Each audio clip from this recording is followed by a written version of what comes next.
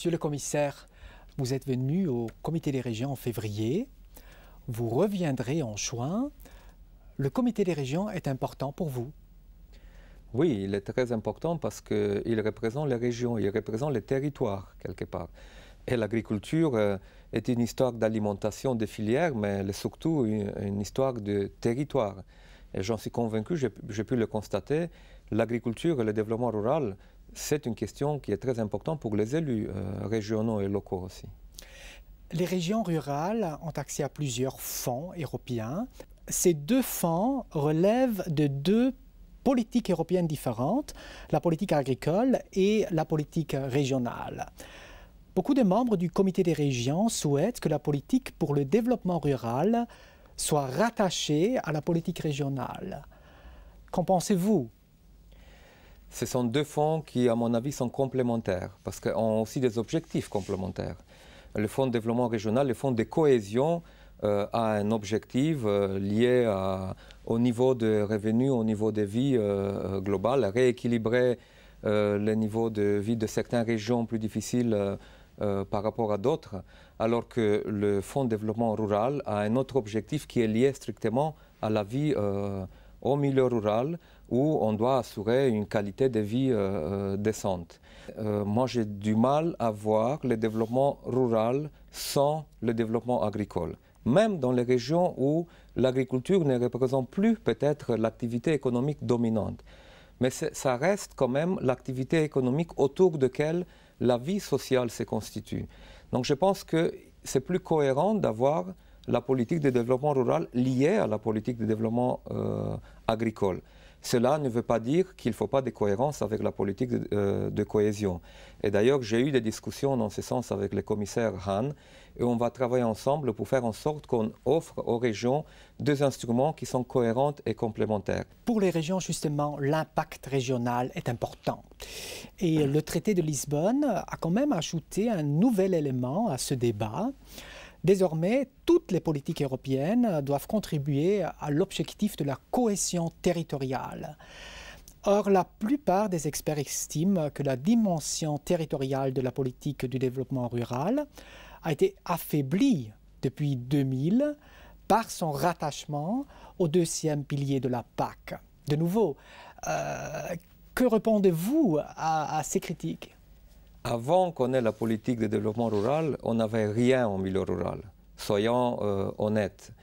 Moi, je connais bien aussi l'activité des régions, le processus décisionnel.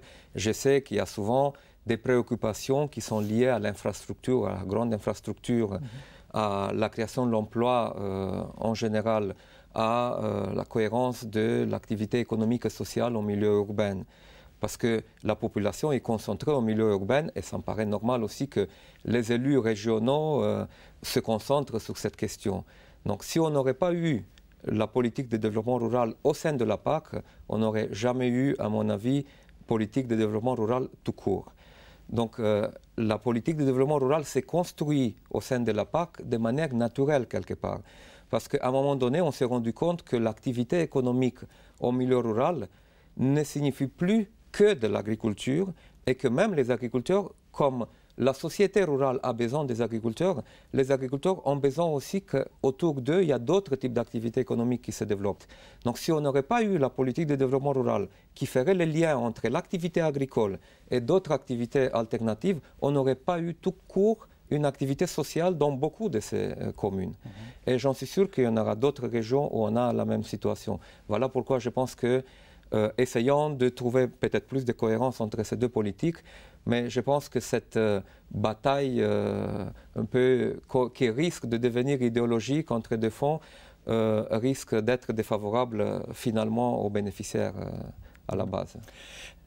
Lors de votre intervention au comité des régions, vous avez demandé aux autorités locales et régionales de s'engager dans ce débat sur la future PAC après 2013. Maintenant, qu'est-ce que vous attendez exactement des villes et des régions? Bon, j'attends plusieurs choses et j'en suis sûr qu'il n'y a pas besoin que je leur dise de quoi j'attends parce qu'eux aussi, ils attendent souvent de pouvoir s'exprimer. Donc déjà, je donne cette possibilité avec quelque part l'engagement de prendre en compte toutes les propositions qui sont cohérentes et qui peuvent être intégrées dans ce qu'on va préparer pour la réforme de la PAC. Mais de manière plus spécifique, je leur ai dit, j'ai l'intention de faire en sorte qu'à travers la PAC, on puisse mettre en valeur plus que jusqu'à présent les différentes catégories d'agriculture qu'on a dans l'Union européenne. Pas seulement la grande agriculture, pas seulement l'agriculture qui produit pour le marché européen, pour le marché mondial. J'envisage de prendre plus en compte l'agriculture qui produit aussi pour l'approvisionnement des marchés locaux. J'envisage d'encourager l'agriculture qui produit des produits de qualité, des circuits courts. Et pour que ces produits de qualité, pour que ces circuits courts se développent, il y a besoin de l'implication des autorités locales. Et je sais de quoi je parle parce que quand j'ai eu cette initiative en Roumanie, c'est seulement en coopération avec les maires, avec des présidents des conseils départementaux que j'ai pu mettre ça en pratique. Donc je pense qu'au niveau européen, on peut faire ça aussi. Justement, vous avez proposé au Comité des régions, en février, là, ou en avril plutôt, un partenariat sur le soutien aux productions de terroirs et aux circuits courts. Qu'entendez-vous par ceci? Et est-ce que vous avez déjà, est-ce que vous pensez déjà à des propositions législatives dans ce domaine? Oui, vous allez voir déjà d'ici la fin de l'année dans le paquet de politiques de qualité dans le secteur agroalimentaire, je viendrai avec des propositions qui vont mieux mettre en valeur la petite production locale. Donc, qui dit petite production locale, dit marché local d'abord pour la commercialisation, mais dit aussi consolidation économique quelque part des petites exploitations qui, voilà, si elles peuvent trouver un marché, elles pourront résister aussi du point de vue économique. Et donc, on peut maintenir de l'emploi en milieu rural. Mais pour que cette idée aboutisse, il y a besoin de l'initiative locale pour encourager la création et le développement de ces marchés locaux, de toute occasion qui permet un contact direct ou très rapproché entre les consommateurs et les producteurs. Et ça se fait surtout au niveau local. Vous dites à juste titre qu'aujourd'hui, pour recevoir des fonds européens, un agriculteur doit s'occuper non seulement de la production, mais aussi d'environnement. Mais ce dernier objectif ne devrait-il pas être soutenu financièrement plutôt par un fonds relevant de la politique d'environnement? Ça serait le comble de la bureaucratie européenne, je pense. C'est qu'un agriculteur qui entretient l'environnement par son activité agricole, non pas par une autre activité. On ne peut pas dire « je vais travailler la terre maintenant pour produire et maintenant j'irai travailler la terre pour entretenir l'environnement ». Donc je suis soutenu par deux fonds différents. Donc par la même activité, par les mêmes normes qu'on applique à la production agricole, on doit aussi prendre en compte l'environnement. Et on va leur dire qu'il faudra qu'il aille à deux guichets, à un pour obtenir un soutien pour la production, à l'autre pour l'environnement. Je pense que ça serait le comble de la bureaucratie européenne. Donc pour être plus sérieux maintenant, je pense que la PAC, elle est multifonctionnelle. L'agriculture européenne, elle est multifonctionnelle. Il faut reconnaître cette multifonctionnalité. Et il faut faire en sorte qu'on puisse la maintenir et la développer.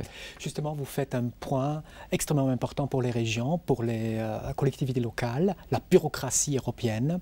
L'acceptance des fonds européens dépend très fortement de la débureaucratisation.